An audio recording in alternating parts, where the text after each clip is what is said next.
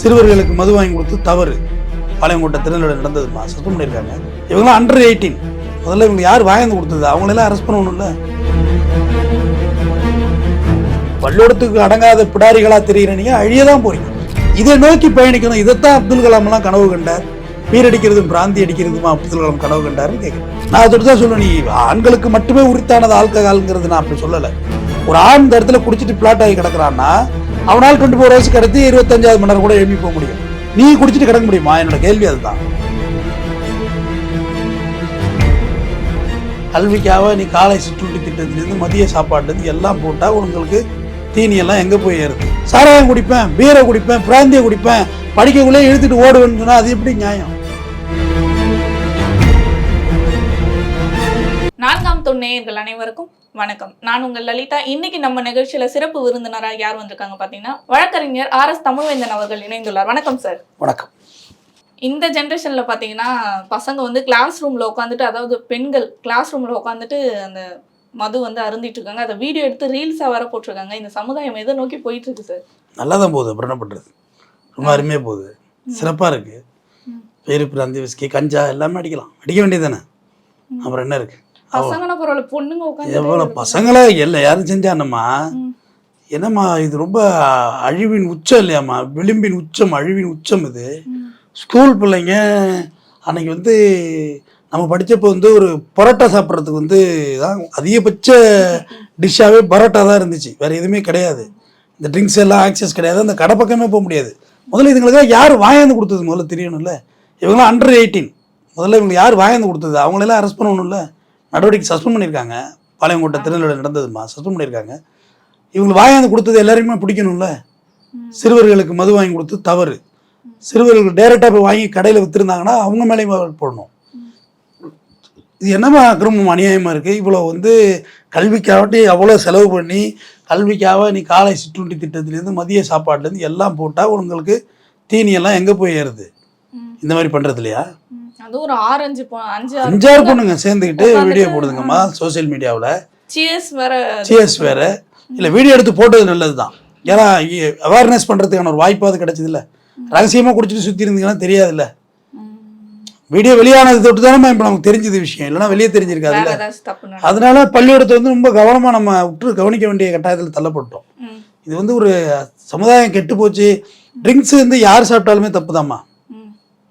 அது injurious health தான். நம்ம எப்படி இருந்தாலும் நம்ம உடம்பு வீணாக தான் போயிடும். பட் பள்ளிக்கூடத்து போகிற பிள்ளைங்க அடிக்குது. அப்போ வீடோட குடும்ப நிலைமை என்ன? உங்களை பள்ளிக்கூடம் படிக்க வைக்கிறது தான் இவ்வளோ காஸ்ட். வந்து கவர்மெண்ட்டுக்கு பெரிய செலவே எஜுகேஷனும் மருத்துவமனை தான்மா. அது ரெண்டையும் தான் இன்கமே வராது, அவுட் கோயிங் மட்டும்தான், இன்கமிங்கே இருக்காது. பட் ரெண்டுமே இன்கமிங், வருமானம் பார்க்குற தொழில் கிடையாது, அது வந்து சேவை. அந்த பள்ளிக்கூடத்தில் உங்களை படிக்க வைக்கிறது இந்த பாடுபட்டு இந்த ஜெனரேஷன் தான் நீங்கள் படிக்க வெளில வந்திருக்கீங்க. கேமராவுக்கு முன்னாடி எப்போமா வந்தீங்க? இப்போ தானே வர்றீங்க.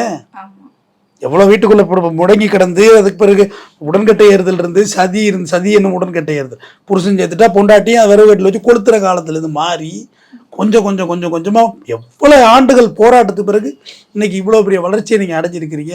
முதலமைச்சராக வந்திருக்கிறாங்க, மந்திரியாக வந்திருக்கிறாங்க, எம்பியாக வந்திருக்கிறாங்க. எவ்வளோ மாற்றங்கள் நிகழ்ந்து நம்மளோட இந்தியாவோட குடியரசுத் தலைவியே ஒரு பழங்குடியின பெண்ணு தான்மா, திரௌபதி முர்மு. அவங்க தான் மரியாதைக்குரிய திரௌபதி முர்மு தான் இருக்கிறாங்க. இதை நோக்கி பயணிக்கணும். இதைத்தான் அப்துல் கலாம் எல்லாம் கனவு கண்டார். பீரடிக்கிறதும் பிராந்தி அடிக்கிறதுமா அப்துல் கலாம் கனவு கண்டாருன்னு கேட்குறேன். இது வந்து எதை நோக்கி போயிட்டு இருக்கு? அவங்களுக்கு பயம்ன்றதே இல்லையா? அந்த ஆசிரியர்கள் வந்து இதை கவனிக்காம என்ன பண்ணிட்டு இருந்திருப்பாங்க சார்? ஒரு ஸ்கூல்ல கிளாஸ் ரூம்ல நடக்குது அப்படின்னா அது நான் என்ன சொல்றேன்னா, கொஞ்ச நாளைக்கு முன்னாடி ஒரு வீடியோ ஒன்று, ஏறினா ரயிலு இறங்கினா ஜெயிலு போட்டா பெயிலு தவ மயிரோட கொடுக்க முடியாதுன்னு ஒரு பையன் கடைசா பார்த்தா கடத்தல் வழக்கில் கடைசா மாட்டிருந்தான். நம்மளே 2 வீடியோவும் மிக்ஸ் பண்ணி நான் பேசியிருந்தேன். நீ பள்ளிக்கூடத்துக்கு அடங்காத பிடாரிகளா தெரிகிற நீங்க அழியதான் போறீங்க. அடங்காம இது மாதிரி தெரிகிறவங்க அழிவை நோக்கி போறீங்க. விளையும் பயிர் முளையிலே தெரியும். சிம்பிளா விளையிற பயிர், விளைச்சல் வர்ற பயிர் 120 நாள் கழிச்சு விளையிற பயிர் முளைக்கும் போதே தெரியும். அப்போ நீங்கள் எந்த சூழ்நிலை நீங்கள் இருக்கிறீங்க? ஏதாவது தெரியாமல் ட்ரை பண்ணிட்டுதுங்க, பாவம் ஏதோ விளையாட்டாக செஞ்சுட்டுதுங்கிறது வேறம்மா. அது ஒரு க்யூரியாசிட்டியில் செஞ்சு ட்ரை பண்ணுறது தான். பட் அதை நீங்கள் எடுத்து வீடியோவாக எடுத்து ப்ளே பண்ணுறீங்கன்னா அப்போ உங்களுக்கு எவ்வளோ ஆணவம் வந்துட்டு அழிச்சாட்டி வந்துருச்சு. அவங்க எந்த அளவு நோட் பண்ணிருக்காங்க பாருங்க, இந்த குடிக்கிறவங்க எல்லாம் என்ன சொல்லுவாங்க, எப்படி அதை ரியாக்ட் பண்ணுவாங்க, சியர்ஸ்ன்றாங்க. அது சினிமா கற்றுக் கொடுக்குதுமா, சினிமாவில் எல்லாம் தான் சொல்லி கொடுக்குறாங்க. புதுசான ட்ரெண்டே சினிமா சொல்லி கொடுக்குது. என்னென்ன ஜென்சி கிட்ஸ்ன்னு இப்போ ஒரு வார்த்தையே வந்து புதுசாக வருது. Gen Z kids. அப்புறம் டிப்ரெஷனுங்கிற ஒரு வார்த்தை உள்ள உருவாயிட்டு நான் ரொம்ப டிப்ரெஷன் எனக்கு அந்த என்னன்னே தெரியல, டிப்ரெஷனுங்கிற வார்த்தை அதிகமாக மூவ் ஆக ஆரம்பிச்சிட்டு. அவங்க வயசு கேட்டா இன்னும் சிரிப்பா இருக்கு சார். 12 வயசு 13 வயசு பொண்ணுங்களாம் நான் டிப்ரெஷன் சொல்லி ஸ்டேட்டஸ் போடுறதுன்னு. ஐயோ இல்லை, டிப்ரெஷனுங்கிறது பெரிய லெவலில் நம்ம லாக் ஆகிறக்குள்ள வரும். அது ஒரு நம்மளா சுயமாக சம்பாதிக்கக்குள்ளே வர்றது டிப்ரெஷன் கண்டிப்பாக வரும். பட் இவங்களுடைய அந்த அந்த தவ மேட்டர் எதுக்கான்னு சொன்னால், தேவதானப்பட்டி ஸ்கூலில் தான் அவன் அந்த பையன் அந்த அட்டாக் பண்ணான் வாத்தியாரை. ஆனால் அவனுடைய வாழ்வியல் பிறகு எங்கே போச்சு? வாத்தியாரை அடித்து வளர்த்த பிள்ளைங்க தான் உருட்டுச்சிங்க. வாத்தியாரை அடித்து வளராத பிள்ளைங்க இங்கே உருப்படலை. இப்போ சிபிஎஸ்சி பள்ளியில் நீங்கள் ஒன்று பண்ணிங்கன்னா உங்களுக்கு வந்து அடியெல்லாம் கிடையாது, ஃபெயின் அடியல். லேட்டாக வந்தியா 100 ரூபா ஃபெயின், 200 ரூபா ஃபெயின், சத்தம் போட்டியா 500 ரூபா ஃபெயின்னா வீட்டில் பணம் கேட்கணும்ல, நீ பம்பிடுவ. அரசு பள்ளியில் என்னத்தை கேட்குறது? கம்ப்ளைண்ட் கொடுத்துட்றாங்க. ஒன்று டீச்சர்ஸ், இப்போ வந்து நான் படித்த பள்ளியோடத்தை சொல்லிடுறேன், நான் வாங்காத அடி இல்லை, உண்மையாக சொல்கிறேன், வாங்காத அடி இல்லை. இன்னும் சொல்லப்போனால் ஈவன்தோ 12வது படிக்கிற வரையும் இந்த பீர் பிராந்தி எங்கே விற்கிறதுன்னு கூட எங்களுக்கு தெரியாது. கடைகள் இருக்கும், அப்போ ப்ரைவேட்டில் இருந்துச்சு இடையில கொஞ்ச நாள். அந்த சைடு நின்னா கூட வாத்தியார் பாத்திரம் வெளுத்து எடுத்துருவாங்கன்னு சொல்லி சைக்கிள் வேகமாக இருக்கிறது. என்னடா கடையே பார்த்துட்டு போனேன் என்ன அப்படின்னு சொல்லி எங்களால் பார்த்துருவாங்கன்னு சொல்லி. இப்போ அப்படி இல்லைம்மா, ட்ரெண்டாக மாறிடுச்சு, தலைகீழாக உல்டான்ஸ் ஆயிட்டு. வாத்தியாரும் பையனும் ஒன்றா உட்காந்து அடிக்கிறான்ல. இப்பெல்லாம் வாத்தியார் அடிச்சாலே அதை ஒரு கேஸாக மாத்துறாங்க. அதை ஒரு கேஸாக அடிச்சிட்டாரு, சார் அடிச்சிட்டாரு, சாதி பேரை சொல்லி திட்டாரு, ஏதாவது ஒன்று பண்ணி ரோல் பண்ணிடுறாங்க. டீச்சர்ஸ் என்ன முடிவுக்கு வந்துட்டாங்க, நமக்கு ஏன் வம்பு, மாசமான சம்பளம் வருது. ஆனால் அது ரொம்ப தவறு. நம்மளை வழி நடத்துறது, அடுத்த தலைமுறையை உருவாக்குறது ஆசிரியரோட கையில் இருக்குது. சமுதாய சிற்பிகள் அவங்களும் இதான் கண்டிக்கணும். வீட்டில் பேரண்ட்ஸு வாத்தியார் கண்டிப்பாருங்கிறது பேரண்ட்ஸ் ஒத்துக்கணும். அப்போ நாங்கள் படிக்கக்குள்ளெல்லாம் கண்ணை மட்டும் வச்சுட்டு உரிச்சு எடுங்கம்பாங்க. கண்ணு மட்டும் எடுக்கிற அந்த பிள்ளைக்கு அதையும் உரிச்சு எடுத்துட வேண்டியது, நோண்டி எடுத்துட வேண்டியது இல்லைன்னு அப்படி அடிப்பாங்க. சரியாக படிக்கலைன்னா வாத்தியார் போய் அடிக்கிறீங்களா இல்லையா, ஒழுங்காக கண்டிக்கிறீங்களா இல்லையா, அடங்க மாட்டான் பள்ளிக்கூடத்துல சொல்லுவாங்க பேரண்ட்ஸு. ஸோ கேட்க மாட்டான், அப்படியே விட சினிமா பார்க்குறேன், போட்டு போலன்னு பிழைப்பாங்க. ஏற்கனவே இங்கே நமக்கு போல நடந்துக்கிட்டு இருக்கோம், மேலும் போல நடக்கும். ஆனால் இப்போ அப்படி இல்லையே, பேரண்ட்ஸ் பிள்ளைங்களை கேட்குற தகுதியே இல்லாமல் போயிட்டு போராட்டம் பண்ணுறாங்க. அடித்த வாத்தியார் வந்து என் பிள்ளைய அடிச்சிட்டாங்க அப்படின்றமா. அடிச்சு உன்னை காயப்படுத்துறது நான் உடன்படல. தண்டித்தல் வேற, கண்டித்தல் வேற. கண்டிப்போட இருங்கன்னு தான் நான் சொல்கிறேன். கம்பெடுத்து அடிக்க சொல்ல முடியாது. போலீஸ் அடின்னு சொல்லுவீங்களா நீங்கள்? கண்டிக்கணும். ஆனால் இதே தப்பு, இது சரி, இது மனவள கல்வி ஒன்று நடத்தணுமா, அந்த பயம் வரும். ஆமாம், இந்த ஸ்டூடெண்ட்ஸுக்கு மனவள கல்வி நடத்தணும். இப்போ சஸ்பெண்ட் பண்ணியிருக்காங்களே, அந்த சஸ்பெண்ட் மட்டும் அவங்களுக்கு போதுமா? அது வந்து அவங்களுக்கு அந்த தப்பு, நம்ம பண்ணது தப்புன்னு அதிலே உணர்ந்துருவாங்க. இல்லைம்மா, அது அவங்களுக்கு முதல்ல மென்டலி கவுன்சிலிங் கொடுக்கணும் அவங்களுக்கு. ஏன்னா வீடியோ வெளியாகிட்டு சஸ்பென்ஷனு, அது தொடர்ச்சி வீட்டில் அவங்களோட வீட்டில் என்ன ப்ராப்ளம் இருக்குன்னு தெரியாது. முதல்ல அவங்களுக்கு கொஞ்சம் மென்டலி கவுன்சிலிங் கண்டிப்பாக கொடுக்கணும். 18 வயசு கீழே உள்ள பிள்ளைங்க அண்டர் ஏஜ் தானம்மா, மைனர் தானம்மா. அது சஸ்பென்ஷன் எதனால் பண்ணியிருப்பாங்கன்னா மற்ற ஸ்டூடெண்ட்ஸ் உங்களை பார்த்து கெட்டுருவாங்க அப்படின்றது. ஸ்கூல் ஃபுல்லாக சந்தில் இருந்து தாலி கட்டுறான் தம்பி ஒரு பையன், அது ஒரு வீடியோ வெளியாகுது. சந்தில் தாலி கட்டுறான்.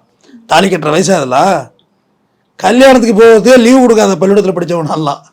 சார் நாளைக்கு கல்யாணம் இருக்குது, சாப்பாடு போடுவாங்க, போகணும், பிச்சு போடுவேன், கணக்கு பரிச்சைக்கு வந்து சொல்ல அப்படின்னு நான் போட்டு கொள்ளுவாங்க. சனி ஞாயிறு பள்ளிடம் வச்சாங்க நான் படித்த பள்ளிக்கூடத்தில். அப்படி உருவாகி வர்ற பிள்ளைங்களை இப்படி தான் கனவு கண்டார் அப்துல் கலாம். எனக்கு வேதனையாக இருக்குது. ஜென்சிக்கிஸ் வந்து ஜெட் வேகத்தில் போயிட்டு இருக்காங்க சொல்ல, எல்லாத்துலேயுமே அட்வான்ஸ்டாக போயிட்டு இருக்காங்களே. இல்லை, அட்வான்ஸாக அவங்க அறிவு வளர்ச்சியில் போகல, அழிவை நோக்கியில் போகிறீங்க. ஃப்ரீ ஃபயர் விளையாட செல்லு கொடுக்கலன்னு சொல்லி வீட்டில் உடைக்கிறானா, டிவியை உடைக்கிறானா அந்த பையன். அதை வந்து அவங்க அம்மா ஒரு டாக் ஷோவில் சொல்லுது, அதுவும் தப்பு. இன்னொரு அம்மா சொல்லுது, இந்த வாட்டி மார்க் குறைஞ்சிட்டு நான் அடித்த அடியில் பெல்ட்டே கிழிஞ்சு போச்சுன்னு அந்த அம்மா சொல்லுது, அதுவும் தப்பு.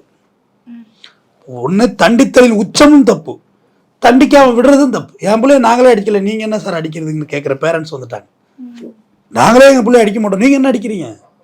அப்போ அடிக்கிறதுக்கு ஒரு வரைமுறை இருக்குது.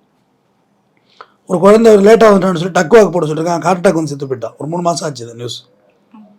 டக் வாக்கு உட்காந்து குந்தி போடுறது இருக்குல்ல, அதில் போட்டு காலை வெயில் ரொம்ப மோசமானது. நம்ம ப்ரேயரில் நிற்க உள்ளே புட்டேர்னு விழுவோம் மயக்கம் போட்டு. அப்போ ஏதுமா சாப்பாடு காலையில் வீட்டில் இருந்தது, அது இட்லின்னு ஒரு பேர் இருக்கும், அது இட்லி, அதை நம்பி தான் ஆகணும். நம்பினாதான் தாத்தா சோறும்பார்ல, எது தொட்டுட்டு ஓடுவோம். அதே தான் மத்தியானமும் சாப்பாடாக இருந்துச்சு. அதில் சாம்பார் அதிலே தான் ஊற்றிருக்கும், இல்லை அது தலையில் ஒரு சட்னி ஊற்றிருக்கும். அது ஊசி வேற போயிடும் அந்த சாப்பாடு. பல நாட்கள் நடந்திருக்கு அதெல்லாம். இப்போ காலை சாப்பாடு கொதிக்க கொதிக்க சூடாக போடுறாங்களே காலை சிற்றுண்டி, வெரைட்டி ஆஃப் சாப்பாடு காலையில்.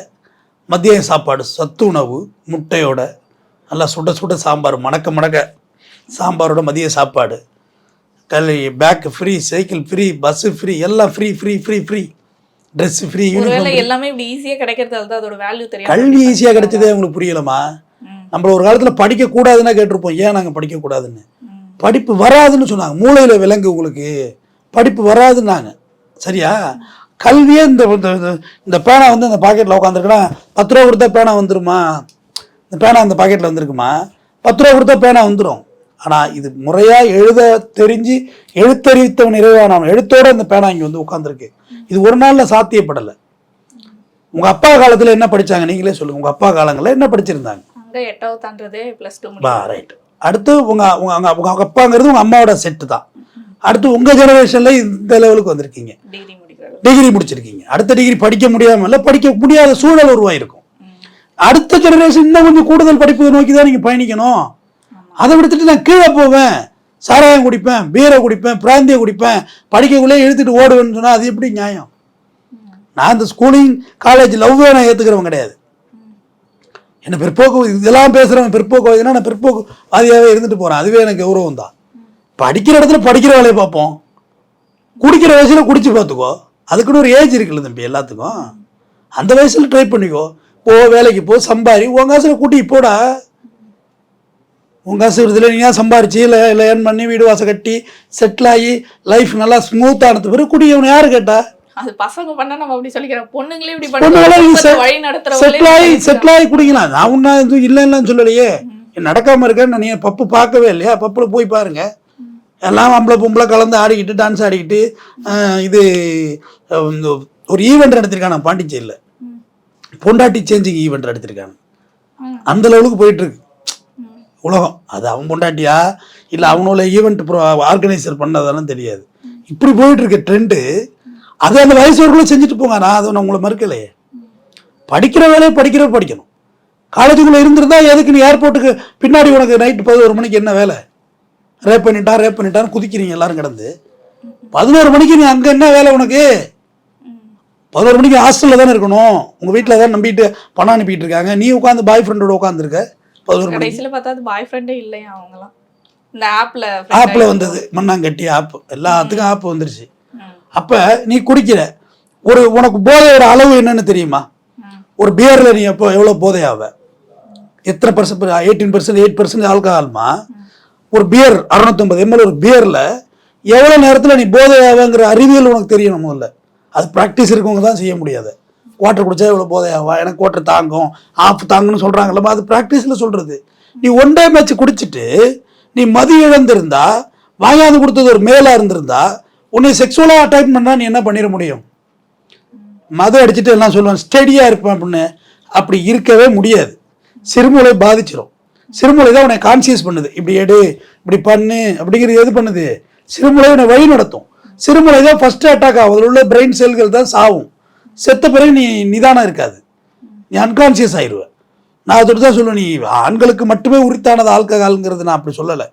ஒரு ஆண் இந்த இடத்துல குடிச்சிட்டு பிளாட் ஆகி கிடக்குறான்னா அவனால் 24 hours கிடத்தி 25வது மணி நேரம் கூட எழுப்பி போக முடியும். நீ குடிச்சிட்டு கிடக்க முடியுமா? என்னோட கேள்வி அதுதான். அதிகபட்சம் ஆண்கிட்ட செயின் மோதிரம் அந்த செல்போன் வேற தூக்கிட்டு போகலாம், வேற என்ன தூக்கிட்டு போகிறது? ஆனால் நீ தூங்கினா அதுவே நடக்குமா உனக்குன்னு கேட்குறேன். கேள்வியை கொஸ்டின் நான் முன்வைக்கிறேன். என்ன வேணுமோ நடக்கலாம் உன்னோட எதிர்காலத்தில். அப்போ நீ இந்த ஸ்கூல் லைஃப்பில் உனக்கு எவ்வளோ போதை தாங்கும்? இந்த போதையில் நம்மளால் வீட்டுக்கு போக முடியுமா? வீட்டுக்கு போய் நம்ம மயங்கி விழுந்தால் என்ன நினைப்பாங்க பேரண்ட்ஸு? பிள்ளைக்கு ஏதாவது ஆயிட்டுன்னு சொல்லுவாங்களா? நீ ஏடாகுடமாக குடிச்சு ஹார்ட் அட்டாக் வந்து செத்தவனா இருக்கான். அளவுக்கு மீறினா ஆமாம்மா ஹார்ட் அட்டாக் வந்துடும். அது உங்களை என்னவோ செய்யும் உடம்புல மெட்டாபாலிசத்தை. உங்களோட உடல் அப்படியே பிஞ்சாக இருக்கும், மோல்டாக இருக்காது. ஒரு 25 வயசு வரைக்குமே நமக்கு மோல்ட் ஆகலன்னு சொல்கிறேன்னா, பல்கு எலும்பெல்லாம் 25 வயசு வரைக்கும் வளருதுன்னு சொல்கிறாங்களா மெடிக்கல் சயின்ஸு. அப்போ மோல்ட் ஆகாத ஒரு ஆர்கன்ஸ்குள்ளே அந்த விஷத்தை எடுத்து ஊற்றுனா, அந்த ட்ரிங்க்ஸ் எடுத்து ஊற்றுனா உங்கள் ஆர்கன்ஸ் எல்லாம் எவ்வளோ மெட்டபாலிசம் பாதிக்கும். ரெண்டாவது எங்களை விட கூடுதல் பொறுப்பு உங்களுக்கு இருக்குது. அதோட தான் பெண்களை நம்ம நாட்டை ரொம்ப மதிக்கிறோம்.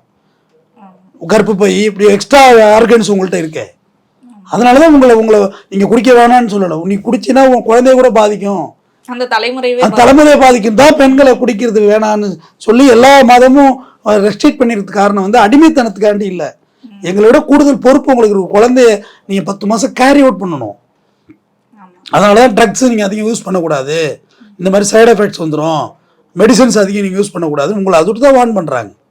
எதிராக ராத்திரி கண்ணு முடிக்காத போய் படு அப்படி எதுக்கு பொம்பளை பிள்ளைங்களை சொல்கிறாங்கன்னா, உங்களுக்கு மாதவிடாய் பிரச்சனையெல்லாம் இருக்குது. இர்ரெகுலர் பீரியட்ஸ் வந்துன்னா என்ன பண்ண முடியும்? லைஃப் டைம் நீ வயதிலோட சுமக்கிற மாதிரி ஆகிடும். அப்போ இப்போ தான் அந்த பிள்ளைங்களாம் வயசுக்கே வந்திருக்கும். என்னோட கணிப்பு இப்படி பார்த்தாங்க. ஏஜ் அட்டன் பண்ணுறதே இப்போ தான் பண்ணியிருக்குங்க. ஏஜ் அட்டன் பண்ணதே என்னென்னே தெரியாமல் பொம்பளை பிள்ளைங்க வயசுக்கு வந்துட்டு இருப்பான். பாவம் குழந்தைகளாக இருக்குது, அதுங்களுக்கு அது என்ன உடம்புல மாறுதல் ஏற்பட்டு தெரியல.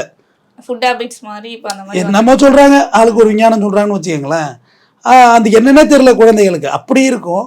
பெண் பிள்ளைகளோட பாதுகாப்பை பற்றி நம்ம அந்த அளவுக்கு முன்னெடுத்து பேச வேண்டிய கட்டாயத்தில் இருக்கோமா? இப்போ ஒரு பெண் பிள்ளைகளோட பாதுகாப்பு ரொம்ப முக்கியமானது, ஊர்ஜிதப்படுத்தப்பட வேண்டியது. இது அரசுக்கு எவ்வளோ பங்கு இருக்கோ நமக்கும் அவ்வளோ பங்கு இருக்குது. நீ பள்ளியிடத்தில் உட்காந்து குடித்தது எவ்வளோ பெரிய தவறு. அதாவது மாதா பிதா குரு தெய்வம்மா. மாதா பிதா குரு தெய்வம். அம்மா பிதா அப்பா குரு தெய்வம். 4வது ஸ்டேஜில் தான் கடவுளே வச்சான். அப்பா அம்மா அடுத்து குரு தான் உன்னை வழி நடத்தியிருப்பான்.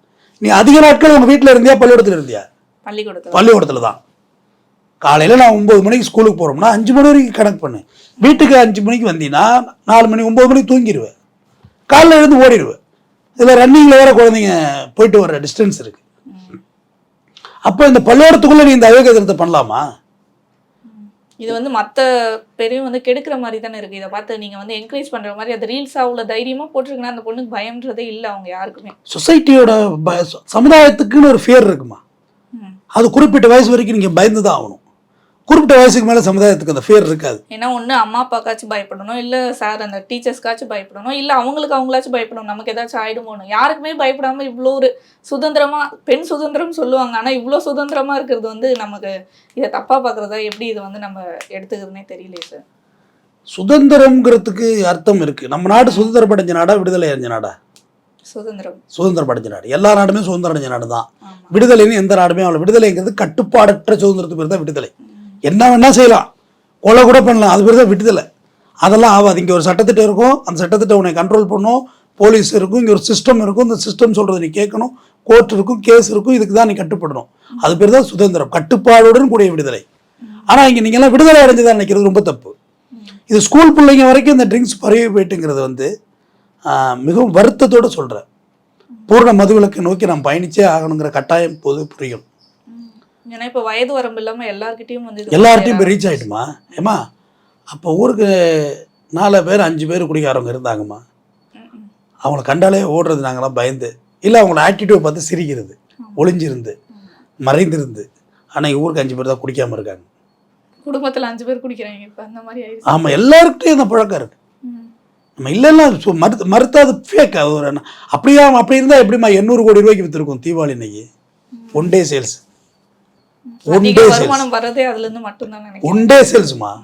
தீபாவளி இன்னைக்கு 800 கோடி. ஒரு இயரில் 48,000 கோடி ரூபாய் டர்ன் ஓவர் பண்ணுது. வருமானம் வருதுங்கிறதுக்காக நம்ம அதை நல்லதுன்னு சொல்லிட முடியாது. இல்லை, கெட்டது தான். கெட்டதுன்னு சொல்லுங்க, நல்லதுன்னே சொல்லுங்க, தப்பு இல்லை. கெட்டதுன்னு சொல்கிறதுனால நமக்கு நிறைய எதிர்ப்புகள் வந்தாலும் கெட்டதுன்னு தான் சொல்லி ஆகணும். நல்லது சொல்கிறதுனால பெரிய ஆதரவு வரலனாலும் நல்லதுன்னு சொல்லுவோம். என்னையா பள்ளியோடம் ரொம்ப புனிதமானது. ஆசிரியர்களுக்கும் அந்த பிள்ளைகள் மேலே பெரிய சார்ஜ் பண்ணாமல் புரிய வச்சு படிக்க வைங்க. எக்ஸாம் நெருங்கிட்டு இருக்கு. மார்ச் ஏப்ரல் வந்தாலும் எக்ஸாம் வந்துடும். நம்ம 90s கிட்ஸ் பார்த்தீங்கன்னா அந்த கடைசி நாள் பேனாவோட இங்க் அடித்து கடைசி நாள் விடைபெறுவோம். அது ஒரு செலிப்ரேஷன் பார்ட்டி. ஆமாம், நம்ம வந்து இங்க் அடிப்போம். அது ரொம்ப ஆச்சரியமாக இருக்கும். அது ஆல்மோஸ்ட் நான் படிக்கக்குள்ளேயே அந்த கல்ச்சர் இல்லாமல் போயிட்டு சட்டை வீணாகிறது நான் விரும்பலை.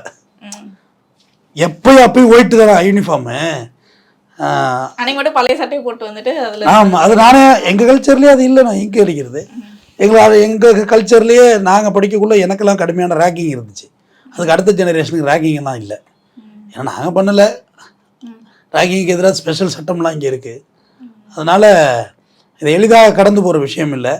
சமுதாய மாற்றம் அடைய வேண்டும். பட் இப்படி ஒரு ஏமாற்று சமுதாயம் அடையக்கூடாது. தொடர்ந்து பேசுவோம். நன்றி. நன்றி.